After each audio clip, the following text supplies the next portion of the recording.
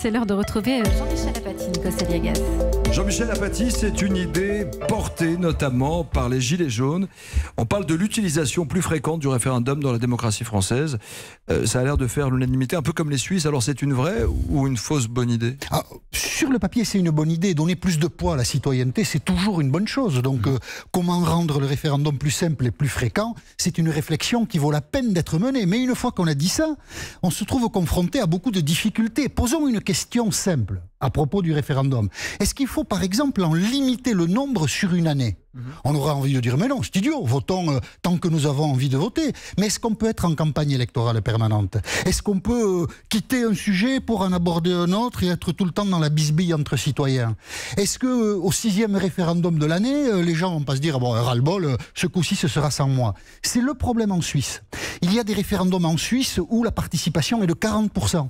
Et donc, quelle est la légitimité, la validité d'un référendum si les gens vont peu voter? On a beaucoup d'abstention aussi en France. Sur des élections générales, déjà on le constate. Donc, il ne faut pas abuser du référendum, sinon on use très vite l'outil. Quelle question on pose? On comprend que le référendum est formidablement profilé pour trancher des questions de société. Par exemple, il y a eu un référendum récemment en Irlande sur l'interruption volontaire de grossesse. Les partisans de l'IVG ont gagné d'ailleurs, et ça c'est très bien. On imagine très facilement un référendum sur la PMA. On aurait pu imaginer un référendum sur le mariage pour tous. Mais déjà les questions économiques sont plus difficiles à trancher. On a eu un référendum en 92, est-ce qu'on abandonne la monnaie ou pas? C'est simple. Mais définir une politique économique par référendum, c'est compliqué. Il y a deux grands sujets de société qui se profilent au XXIe siècle, c'est le réchauffement climatique et l'immigration. Très difficile de faire des référendums sur des questions complexes comme celle-là. Et si le référendum n'est pas utilisable pour les questions majeures de la société, alors c'est un outil politique